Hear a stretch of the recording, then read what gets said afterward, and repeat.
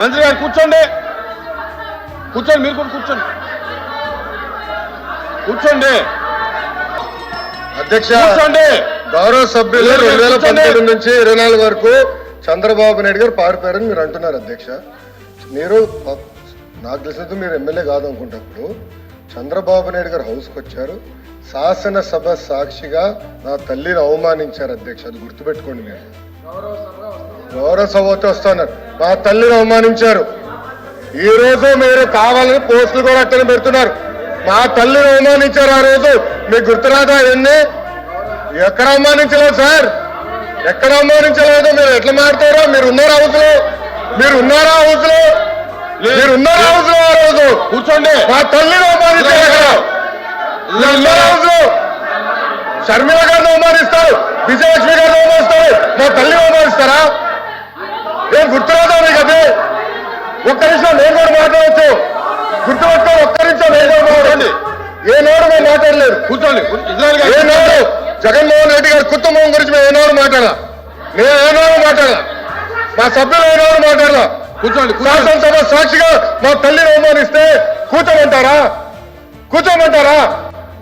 22 వరకు చంద్రబాబు నాయుడు గారు ప్రతిరోజు హౌస్కి వచ్చారు, ప్రతిరోజు హౌస్ నిలబడ్డాడు, సింగల్ గా నిలబడ్డాడు. సింహంగా గుర్తుపెట్టు, సింగల్ గా నిలబడ్డాడు, పోరాడాడు.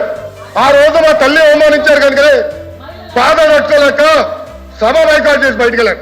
కానీ ఎమ్మెల్యేలు ఉన్నారు ఇక్కడ, నిమ్మల రామారెడ్డి గారు వెళ్ళారు, స్వామి గారు ఉన్నారు, ఇతర గొట్టపాటి రవి గారు వెళ్ళారు. అది మాకున్న చిత్తశుద్ధి అండి. ఈరోజు మీ ఎమ్మెల్యేలు ఎందుకు రావట్లేదు అని అడుగుతున్నా. 10 మంది జగన్మోహన్ రెడ్డి కాకుండా, జగన్మోహన్ రెడ్డి గారు కాకుండా 10 మంది ఉన్నారు, రాలేదు. మా తల్లిని అవమానిస్తే ఏంటి కూర్చోమంటారు? ఇంకా మాట్లాడతాం మేము? మేము మనుషులు కాదా? సొంత తల్లి అవమానించారు సార్ ఆ రోజు. మాడుకున్న కూర్చోమంటారు? అయితే తెలియకుండా ఏదంటే అది మాడితే ఎట్లా అధ్యక్ష? ఎందుకు ఆ రోజు బైకాట్ చేస్తారో మాకు తెలుసు. నేను అక్కడే కూర్చోను. కూర్చోండి, కూర్చోండి. Please please please. ఎల్ఓపి గారు, ఎల్ఓపి గారు, ఎల్ఓపి గారు.